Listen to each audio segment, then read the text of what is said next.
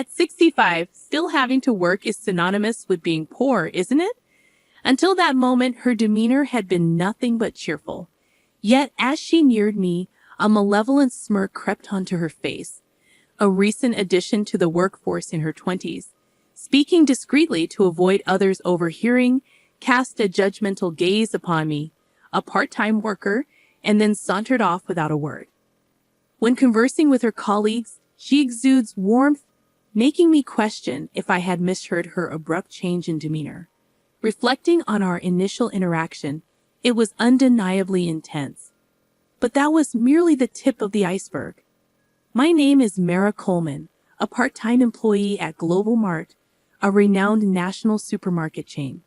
With stores recently proliferating across all 50 states, the branch where I work remains a quaint countryside outpost.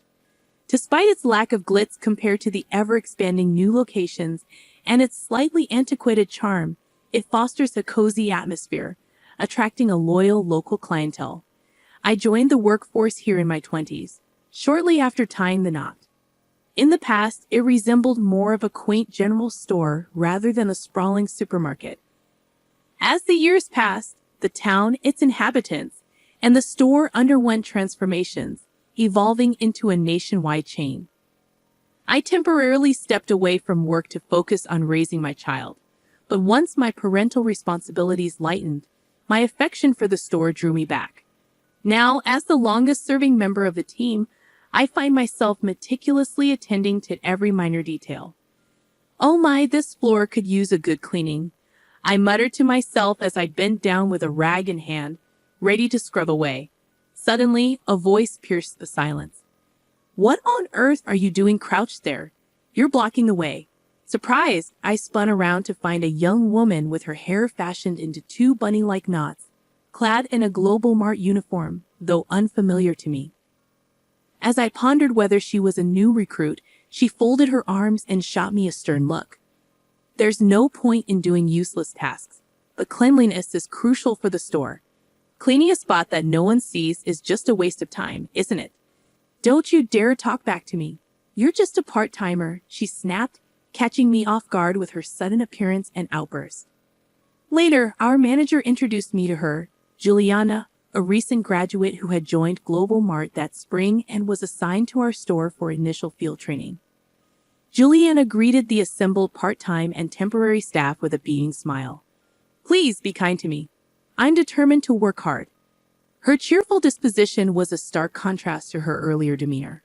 Perhaps her earlier harsh words were merely a product of first-day nerves. Lost in thought, I watched as Juliana finished her introductions and made her way over to me. "You're Mara, right? I've heard you're the most experienced person here." "Yes, I've been here for quite some time," I replied. "Well, it's quite obvious you're older," Juliana remarked, her smile vanishing, replaced by a sneer. "Working at 65, one must be in dire straits financially." Excuse me?" I stammered, taken aback by her unexpected comment. Juliana leaned in close, her words intended for my ears only. Shocked into silence, I watched as she chuckled and returned to the manager's side. Her interaction with the manager mirrored her earlier amiable demeanor. I initially brushed off the sudden shift in her attitude, chalking it up to a misunderstanding. However, whenever Juliana and I found ourselves alone, she would hurl derogatory remarks my way. Once, as I labored to move heavy items, she remarked, "Even at your age, must you subject yourself to such strenuous work for survival?" How pitiable! Though her expression feigned sympathy, her crossed arms and rigid posture betrayed her contempt. On another occasion, upon witnessing me take home some leftover deli food, she sneered, "How destitute! Are you not ashamed?" Her tone dripped with mockery. And yet again, she quipped, "You're not exactly proficient at your job for someone your age. Perhaps you excel more in flattery than in actual salesmanship." Such were her mannerisms, consistently scornful whenever we were alone.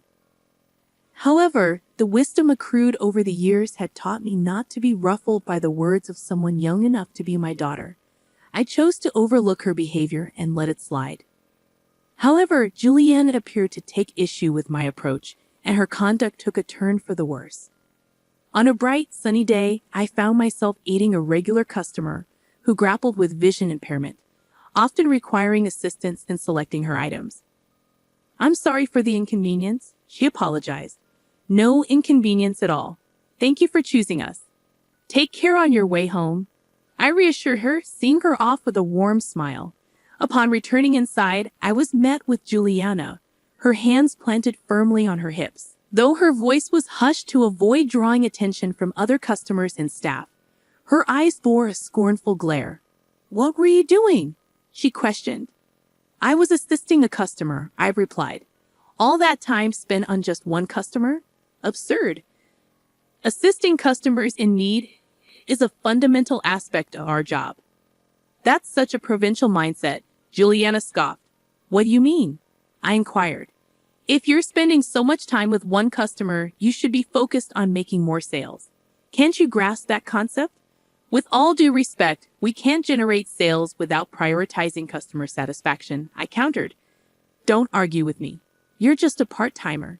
If you continue to act against the store's interests, you'll be terminated," Juliana retorted before retreating to the back office. I let out a deep sigh as she departed. Frankly, I found it challenging to keep pace with her relentless demands, despite my genuine passion for the job. Juliana's on-site training as a fresh recruit spanned a mere 2 weeks, with one already behind her. Knowing I just had to endure one more week made the situation somewhat bearable. Mentally preparing myself to persevere, I returned to my duties. As the week drew to a close, Juliana's training concluded, and she bid farewell to the store.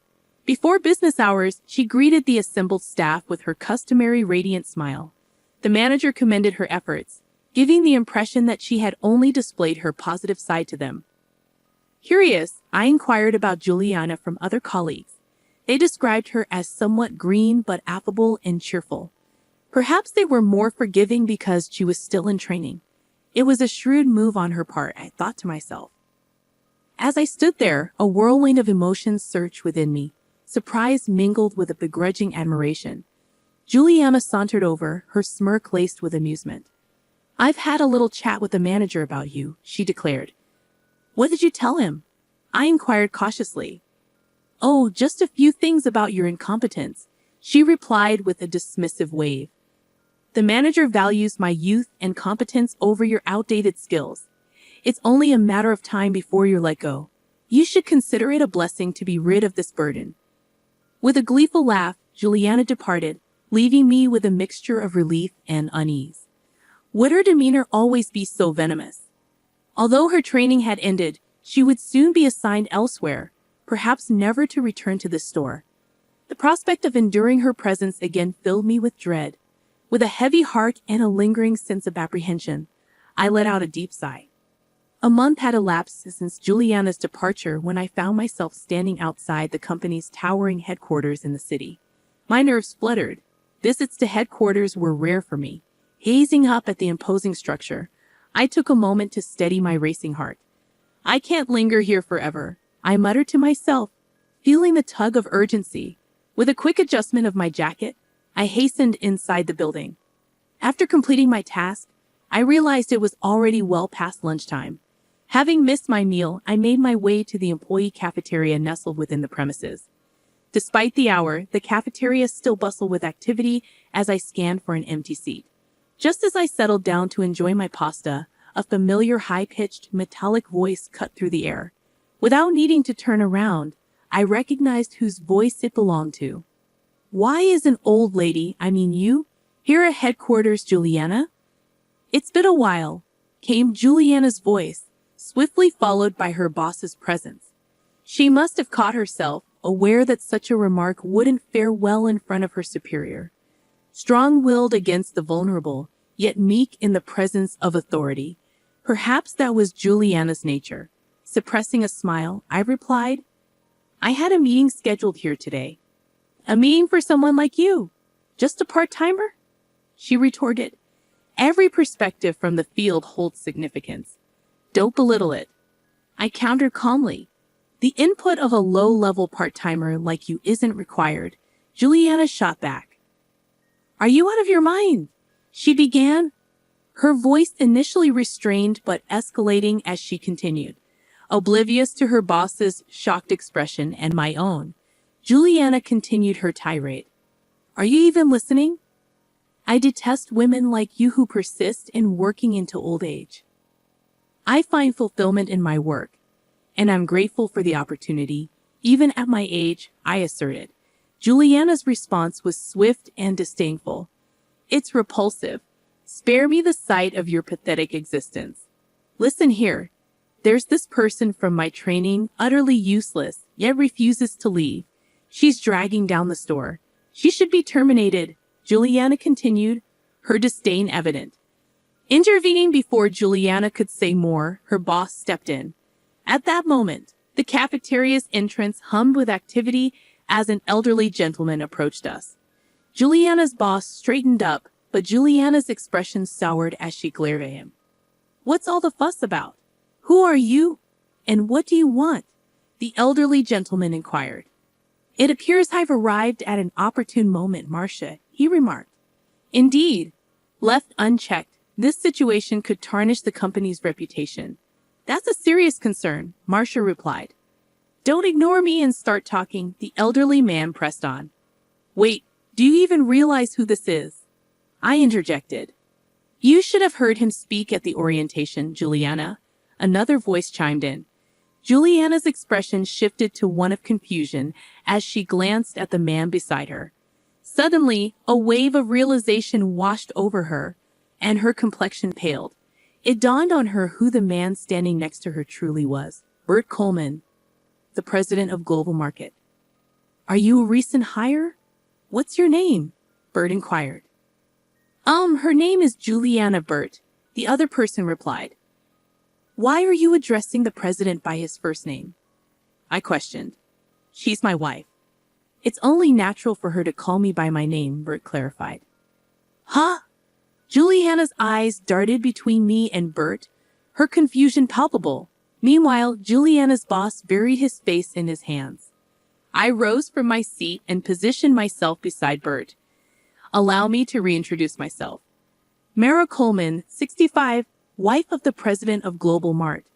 I introduced myself. You're kidding, right? If you're married to the president, why are you slumming it as a part-timer in some dingy supermarket? Juliana retorted. As I said, I genuinely enjoy working. Global Mart began as a humble venture that Bert and I launched together. As it flourished, he assumed the role of president. However, I've always cherished a direct connection with customers, hence my decision to continue working part-time. Interestingly, aside from the manager, nobody at my workplace is aware of my relationship with the president. That dingy store you mentioned happens to be the very first Global Mart branch, the cherished establishment Bert and I initiated. So, the meeting wasn't a ruse. Mara attends these gatherings monthly as a representative from the field. It's been a while since she's been physically present. They've mostly been conducted online lately, Juliana's boss clarified. That's correct. Hence, I was feeling a bit apprehensive today, I added. That's preposterous, Juliana interjected. What's preposterous? I inquired. If I had known you were the president's wife, I wouldn't have acted the way I did. You deceived me, Juliana accused, her face flushed with anger, seemingly on the verge of confrontation. However, her boss stepped in front of me, serving as a buffer. It was Bert who addressed Juliana next. I've heard about you from Mara, but forming judgments solely based on hearsay is hardly fair. I wanted to assess the situation firsthand. Now let's not escalate matters. What? I overheard your conversation with Mara earlier. It seems you're not a good fit for our company, Juliana countered, her tone defiant. Please hold on. There's been a misunderstanding, I interjected. Indeed, it's all just a misunderstanding. Allow me to clarify. We can call the manager from the training store. He can attest to my dedication and performance, I proposed. I've already spoken with the manager, Juliana's boss revealed. He was well aware of your actions behind the scenes. I requested him to stay quiet about it, given your status as a trainee. From the outset, I have reported Juliana's misconduct to the manager, aiming to shield other staff members from its effects. However, in the hope that she might amend her behavior as a new employee, we refrained from taking immediate action. Unfortunately, it appears that hope was misplaced. As I elucidated the situation, Juliana appeared utterly dumbfounded, her mouth gaping open and closed like a fish out of water. I offered her a sympathetic smile. Those who jeopardize the store's well-being inevitably face consequences, don't they? With a flush creeping up her cheeks, Juliana wordlessly sank into her seat. Her boss extended profuse apologies to us before escorting the deflated Juliana away. Subsequent investigation revealed that she was a relative of the HR manager and had secured her position through illicit means. Apparently, Juliana, desperate in her job search, had resorted to offering money to the HR manager, dipping into her parents' retirement savings. Upon discovering the truth, her parents were incensed, disowning her and ejecting her from their home. Thus, she found herself not only jobless but also homeless. Yet, with her knack for charming others and her resilience, she'd likely find her footing elsewhere, perhaps even in a nocturnal occupation. I could only hope that she wouldn't fall prey to unsavory influences. Meanwhile, Bert appeared somewhat disheartened, grappling with the revelation of an employee's misconduct, pondering whether it stemmed from the company's expansion. I offered him reassurance. Let's return to our roots and collaborate at the store once more. Bert's face brightened with a smile. That sounds perfect, he responded. Working in the store is my very essence. It's akin to nurturing our own offspring from its inception. I aspire to remain there perpetually, always wearing a smile.